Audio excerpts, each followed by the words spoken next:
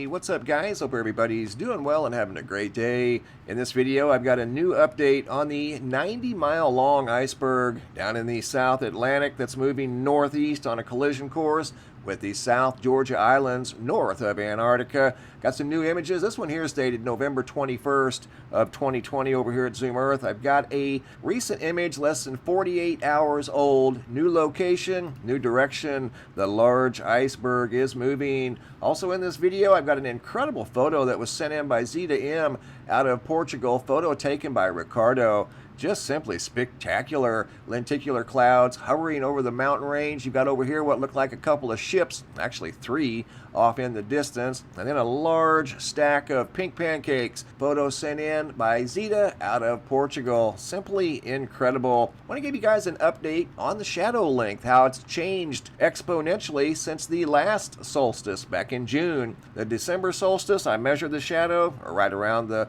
solstice. It was 35 3/4 inches. June 19th, when the sun was at its most northern peak, the shadow where I live at the 33° north latitude, the shadow measured 3 3/4 inches. December, it measured 35 3/4 inches, growing 32 inches from June to December. And now that the solstice has arrived, the shadow will start to shrink. We'll measure it again in March during the equinox in March, and the shadow will shrink probably 10 or 12 inches, telling us the sun is indeed moving back to the north. This is at its peak movement to the south, at least from the northern hemisphere. And as you go higher up in the latitudes, like say up around Seattle, the shadow should be a little longer the higher up you go in latitudes, and the lower you go in latitudes, the shorter the shadow will be. This is just an easy technique you can use to keep track of the solar movement during a solar year. And if it continues to move south, and if the shadow continues to grow beyond December 21st, then you know that something has changed. But so far, the shadow always stops at the December solstice, and it will start to shrinking as it reaches its peak again in June of 2021. Also in this video, we are going down to Puerto Rico, where Glorima N has shared a video with me of what looks like a potential daytime meteor. She said it was inconsistent with the movement of airplanes from her perspective. This was moving to the northeast, which would have put it way out over the ocean, and she said it looked more like a daytime meteor. We're going to come back and take a look at that video. I also have a video out of Napoleon, Ohio, sent in by Donald, of what looks like some sort of a nighttime fireball streaking through the sky in the proximity of the moon. Come back and take a look at that here in just a moment. But first, here at the website, checking out the Schumann resonance data. All in all, pretty quiet. Got a unique wave signature down here between the 22nd and 23rd. But other than that, probably have a little bit of residue from the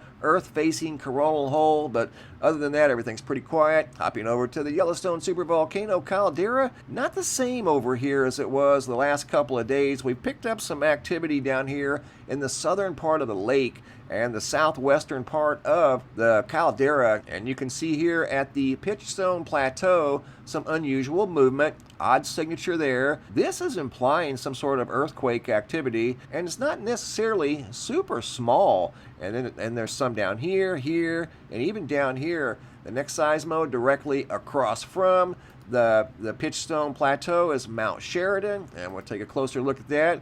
And you can see what look like long wave type signatures, energy pulsing there. This is a longer pulse, and then the red lines, those always indicate some sort of earthquake activity. So as always, we're keeping a close eye on Yellowstone. All in all, pretty quiet. This down here is something to keep an eye on, but until we come over here and see these things all dark blue, I would say we are in pretty good shape. Now I want to take you guys down to Zoom Earth, as we can see an article here from earthsky.org. Big iceberg on a collision course with the South Georgia Islands. And where it's at today, we're going to go to Zoom Earth. This is where it was on December 14th. And here's the island chain. Right here it is, 90 miles long. Coincidentally, it's the same length as the iceberg, which is 90 miles long, 25 miles wide, and about 600 feet thick. And they're thinking this thing, if it continues to move to the northeast towards these islands, obviously it's going to collide, but it may not make it all the way up to the islands as the water gets very, very shallow right here around the island. So it's getting closer, at least it was on the 14th, and we're going to step it ahead. You can see over here at Zoom Earth, December 14th. That's the day of this image. We're going to go to the 15th, and you're going to see it's going to move in a different direction, and a small piece of the 90-mile iceberg breaks off right here. And that piece right there is probably mile, maybe 2 miles long. See how it come apart right there? Don't know what it hit, if anything. It just kind of broke loose. So we've got a stray piece now that came off of the main iceberg. So now it's probably somewhere in the neighborhood of 88 miles long. Now we're up to December 21st. Here it is on December 22nd. And you can see it's kind of moving away from the island chain.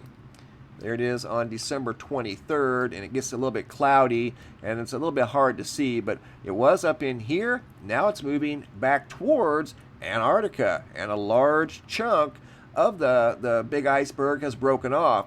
And that large chunk is still relatively small compared to the iceberg itself, which is still over 80 miles long. I would say that piece is somewhere between 1.5 miles and 3 miles long right there. So now we have two icebergs that could potentially collide with the South Georgia Islands. And you can find those images over at zoom.earth. Now we're going to go down to Puerto Rico, where Glorima shared this video with me. She noticed during the broad daylight hours here just a few days ago of what looks like it could be a fireball soaring through the sky. She said this is not consistent with the directions that airplanes normally travel. She said this was going to the northeast, and from her location, this would be going way out over the ocean. She said you don't normally see airplanes travel in that direction from her vantage point in Puerto Rico. Here it is, just slightly enhanced, and from this perspective, it does look like a possible fireball. I don't know, I'm kind of undecided on this one here because I don't see a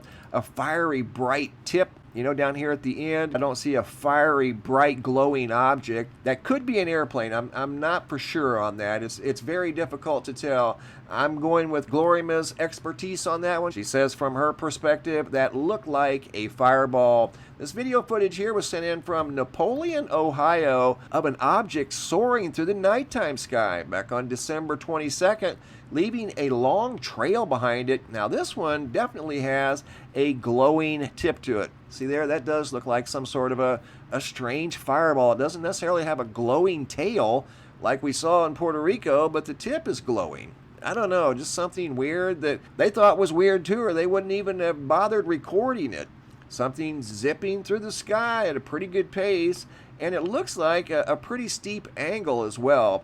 Don't know, they said it didn't make any sound, any noise. You can see it remains about the same brightness throughout its journey through the sky. It gets a little brighter right there, but definitely leaving a long smoky tail. I suppose that could have been some sort of space debris re-entering the atmosphere above Napoleon, Ohio. Thanks for sharing, guys. You are wide awake and on the ball. If you have any photos you'd like to share, you can send those to reports at MrMBB333.com. All of the photos end up here at the Sky Phenomena Photo Gallery at the website, and sometimes I'll use them in a picture slideshow just like you saw right here. Thanks for watching. Have a super day, and be safe out there.